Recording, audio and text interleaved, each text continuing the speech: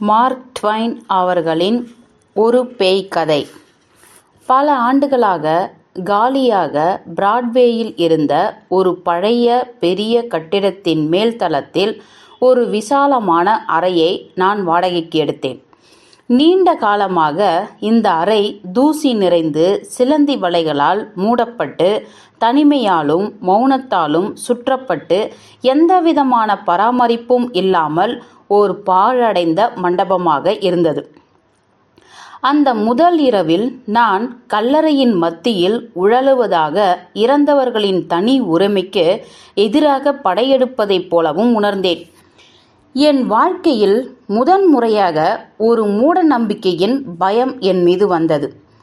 படிக்கட்டுகளின் இருண்ட மூலையை திருப்பும் பொழுது தென்படாத ஒரு சிலந்தி வலையின் மங்கலான ஒரு நூல் என் முகத்தில் ஊஞ்சலாடிக்கொண்டு தழுவிய தருணம் பேயை எதிர்கொண்டு ஒருவனைப் போல திடுக்கிட்டேன்.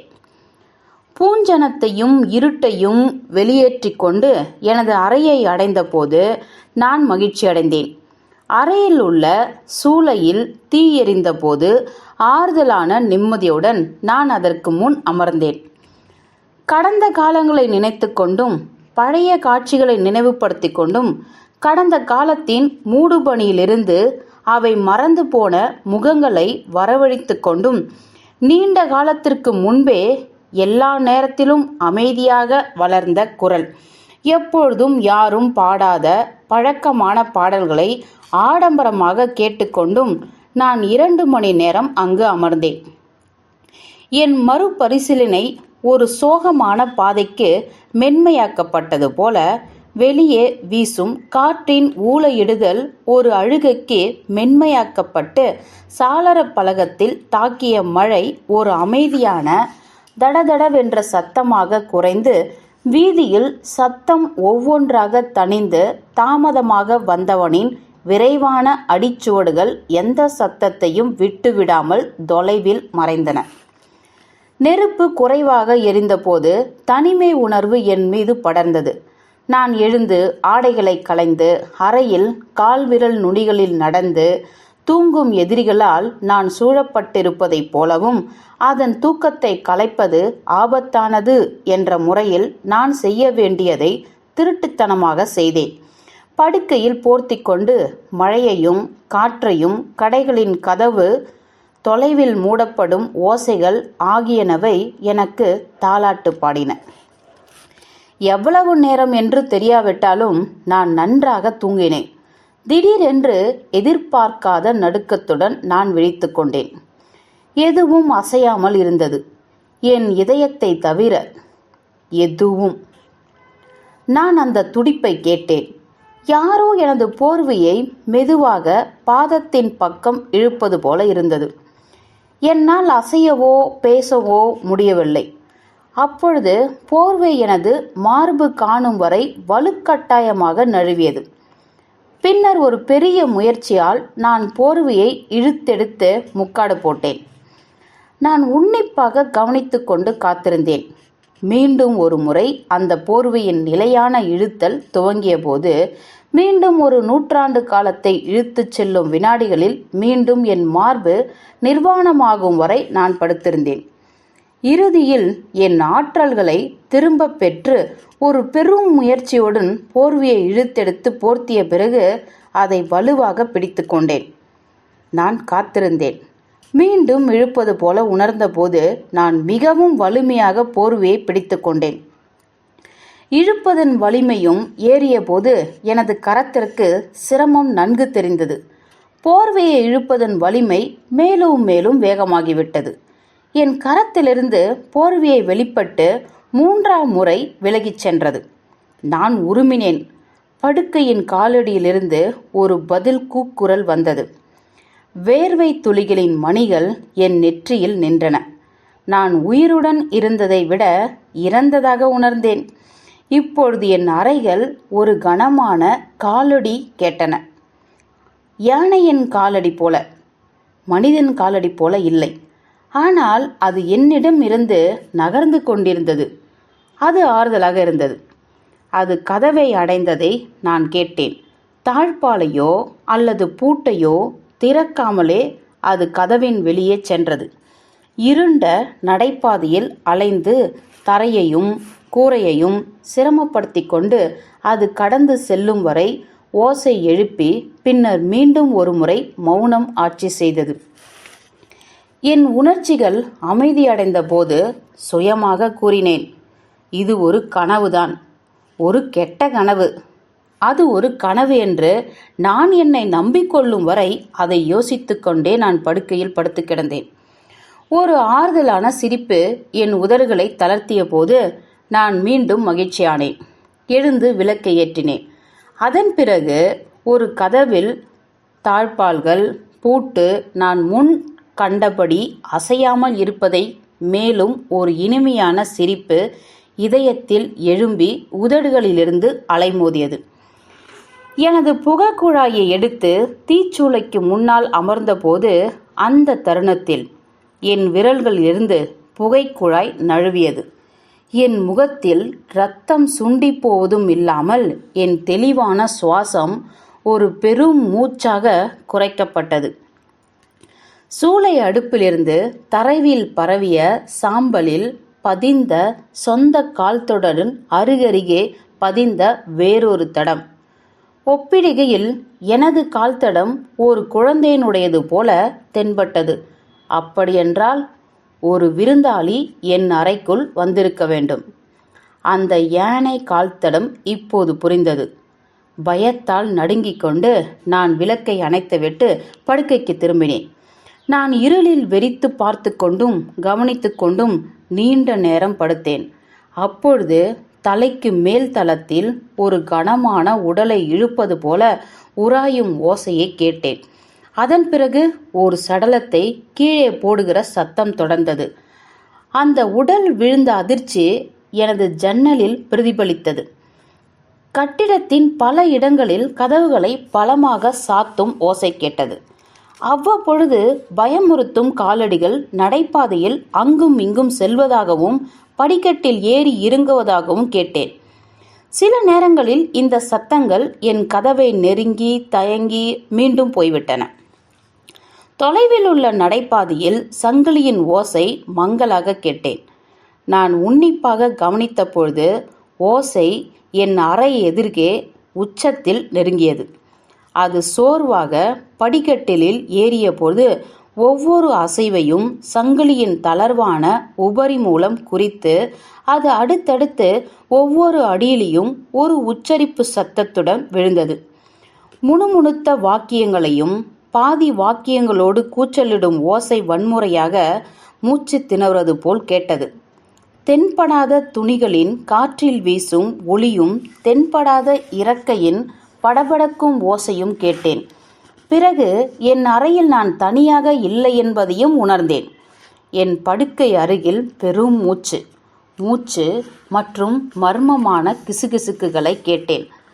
3 மென்மையான தன்னொளிர் வார்ந்த ஒளியின் சிறிய கோலங்கள் அட்டத்தின் என் தலைக்கு மேலாக தோன்றி ஒரு கணம் தொங்கி பின்னர் கீழே விழுந்தது. 2 என் முகத்திலும் 1 என் தலையணையிலும்.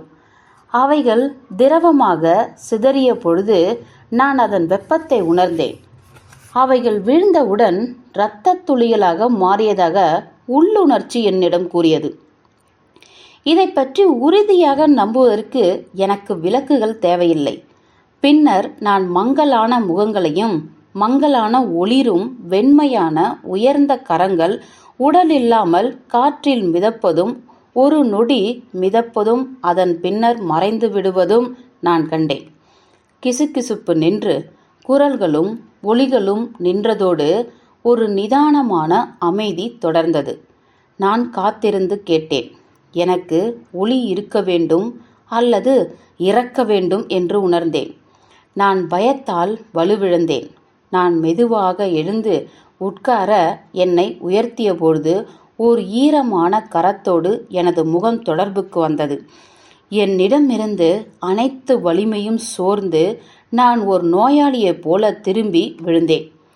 அப்பொழுது நான் ஒரு ஆடையின் சலசலப்பை கேட்டேன்.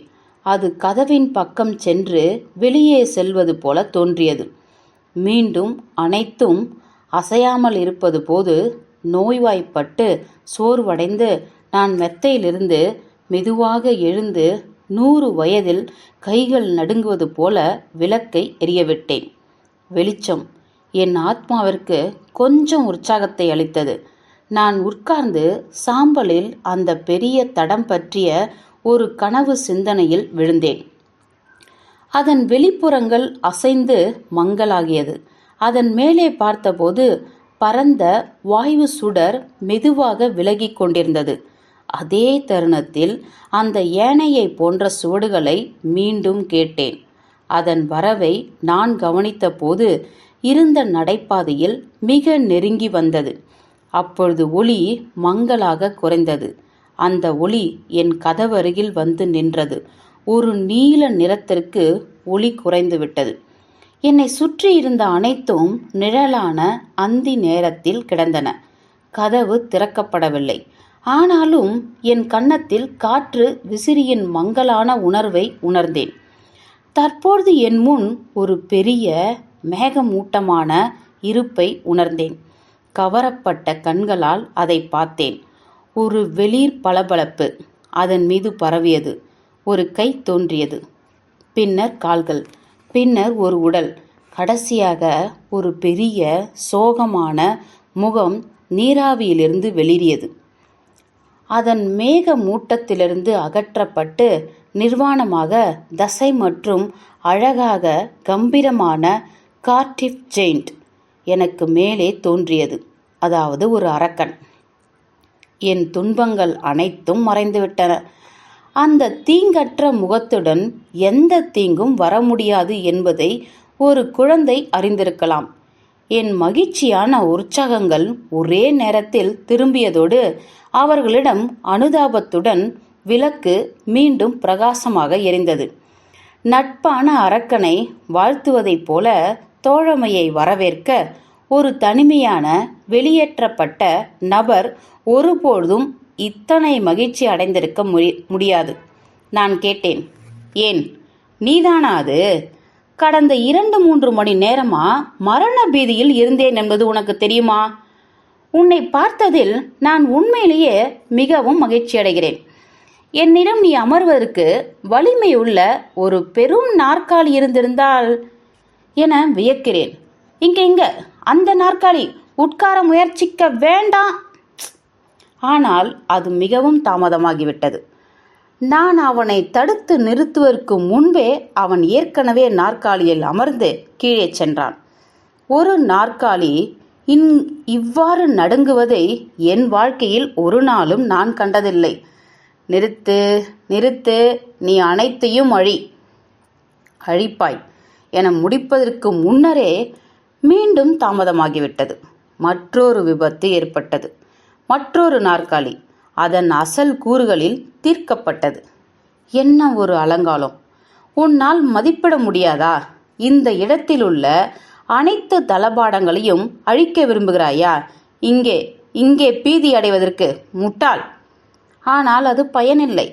நான் அவனை அடுத்து நிறுத்துவதற்கு முன் அவன் படுக்கையில் அமர்ந்ததோடு அது ஒரு துயர சம்பவமாயிற்று. இப்படிதானா நீ செய்ய வேண்டும்?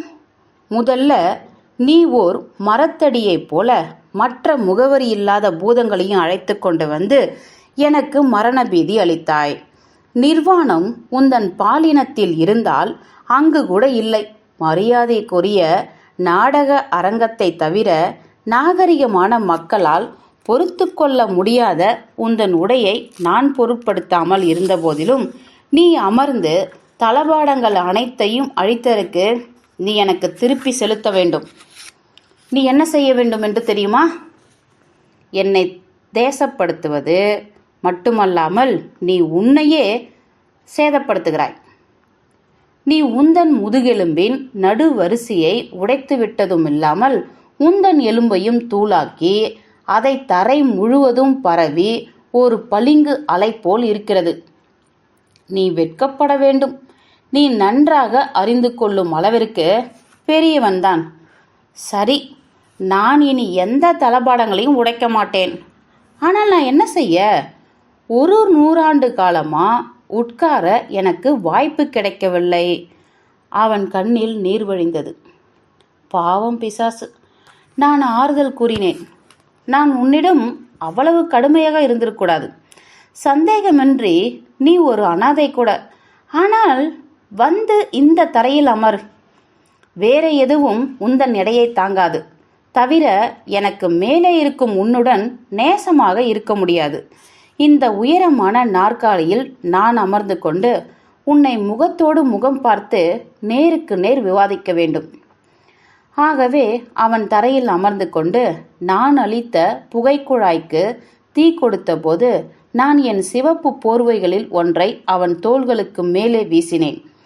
ஒரு தலைக்கவசம் போல எனது வாளியை தலைகீழாக அவன் தலையில் கவிழ்த்து விட்டுவிட்டு அவனை அழகானவும் வசதியாகவும் செய்து கொண்டான். பின்னர் அவன் தனது கணுக்கால்களை தூக்கிய பொழுது நான் சூளை அடுப்பின் தீயை சிறப்பாக மூட்டிய வேளையில் அவன் தனது ஓட்டை விழுந்த காலின் அடிப்பகுதிக்கு மிகுந்த வெப்பம் கிடைத்தது, ஆறுதல் அடைந்தது என்றான். உன் கால்களின் அடிப்பகுதியில பாதங்களின் பின்புறத்திலும் என்ன நேர்ந்தது? இவ்வாறு குழிகள் விழுவதன் காரணம் என்ன? கடுமையான குளிர் நோய். நான் சிறிது காலம் இழிவான நியூவேலின் பண்ணையில் ஓய்வெடுத்த போது நோய் என் தலையில் பின்புறத்தில் பரவி உள்ளது. ஆனால் நான் அந்த இடத்தை விரும்புகிறேன். ஒருவர் தனது பழைய இல்லத்தை நேசிப்பது போல நான் அந்த இடத்தை விரும்புகிறேன். நான் அங்கு இருக்கும் பொழுது நான் உணரும் அமைதியைப் போல எனக்கு வேறு எங்கேயும் அமைதி கிடைப்பதில்லை. அரை மணி நேரம் நாங்கள் பேசிய பிறகு அவன் மிகவும் சோர்வடைந்ததை கவனித்தேன். அதை பற்றி கேட்டேன். சோர்வா? ஆம், அப்படித்தான் நினைத்தாக வேண்டும். நீங்கள் நன்றாக விருந்தோம்பியதால் இப்பொழுது நான் அதை பற்றி எல்லாம் உங்களிடம் கூற வேண்டும். இந்த தெருவின் குறுக்கே இருக்கும் அருங்காட்சியகத்தில் வைத்த மனிதனின் ஆவியாகும். நான் தான் கார்டிஃப் அரக்கனின் பேய். அந்த உடலை அவர்கள் மீண்டும் அடக்கம் செய்யும் வரை எனக்கு ஓய்வோ அல்லது அமைதியோ இருக்காது. எனக்கு இந்த ஆசையை திருப்திப்படுத்த நான் மக்களோடு செய்ய வேண்டிய இயல்பான விஷயம் என்னவென்றால் அவர்களை பயமுறுத்துவது மூலம்தான். அவர்களை பயமுறுத்தணும். உடல் இருக்கும் அந்த இடத்தை வேட்டையாடுவது என்பதுதான். எனவே நான் ஒவ்வொரு இரவும் அருங்காட்சியகத்தை வேட்டையாடினேன். எனக்கு உதவ வேறு ஆவிகளும் கிடைத்தார்கள். யாரும் இல்லாத நள்ளிரவில் அருங்காட்சியகத்துக்கு செல்வேன். பிறகு அதன் வழியில் சென்று அங்குள்ள மக்களை வேட்டையாடுவது பலனளிக்கும் என்று எனக்கு தோன்றியது. நான் வெற்றி பெறுவதற்கு எப்போதாவது செவிப்புலன் பெற்றால் அழிவை வழங்க மிகவும் திறமையான தோழர்கள் என்னிடம் இருப்பதாக நான் உணர்ந்தேன். ஒவ்வொரு இரவிலும் பூஞ்சை பாதித்த அரங்குகளின் நடுங்கி சங்கிலிகளை இழுத்து உருமி மந்திரித்து படிக்கட்டின் மேலும் கீழும் மிதித்து, உண்மையாக சொன்னால் நான் சோர்வாகும் வரை இதை தொடர்ந்தேன். ஆனால் இன்று இரவு உங்கள் அறையில் ஒரு ஒளியை கண்டபோது நான் மீண்டும் எனது ஆற்றலை தூண்டியதோடு பழைய புத்துணர்ச்சியுடன் செயல்பட்டேன். ஆனால் இப்பொழுது நான் சோர்வடைந்து விட்டேன். முற்றிலும் சோர்வடைந்து விட்டேன். நான் உங்களிடம் பணிவோடு வேண்டுகிறேன், எனக்கு சற்று நம்பிக்கை தா. உற்சாகத்தின் வெடிப்பில் நான் எழுந்து கூச்சலிட்டேன். இது அனைத்தையும் மீறுகிறது. நடந்த அனைத்தும் பாவம், முட்டாள்தனம், செய்யும் பழைய புதைப்படிவமே. ஏன் ஒரு பலனுமின்றி உனக்கு அனைத்து பிரச்சனையும் ஏற்பட்டுள்ளது. நீயே உந்தன் பிரதிபலிப்பை வேட்டையாடியிருக்கிறாய். உண்மையான கார்டிஃப் அரக்கன் அல்பானியில் உள்ளான். ஒரு உண்மை. அசல் மோசடி புத்திசாலித்தனமாகவும் மோசடியாகவும் நகல் செய்யப்பட்டு நியூயார்க்கில், அதாவது ஒரு உண்மையான கார்டிஃப் அரக்கன் என்று காட்சிப்படுத்தப்பட்டது. உண்மையான கெலோஸின் உரிமையாளர் கூற முடியாத வெறுப்பு. அதே நேரத்தில் பிந்தையர் அல்பானியில் உள்ள ஒரு அருங்காட்சியகத்தில் கூட்டத்தை ஈர்த்து கொண்டிருந்தார். ஆச்சரியம்! உந்தன் சொந்த எச்சங்கள் உனக்கு தெரியாதா? வெட்கக்கேடான பரிதாபகரமான அவமானத்தின் ஒரு தோற்றத்தை நான் ஒருபோதும் கண்டதில்லை. கல்லாலான மனிதன் எழுந்து கூறினான். நிஜமாகவே அது உண்மையா? நான் இங்கே உட்கார்ந்திருப்பது போல உண்மை. தனது வாயிலிருந்து புகைக்குழாயை வெளியே எடுத்து சூளை அடுப்புக்கு மேலே தட்டில் வைத்த பிறகு பின்னர் ஒரு கணம் தயக்கத்துடன் நின்றான்.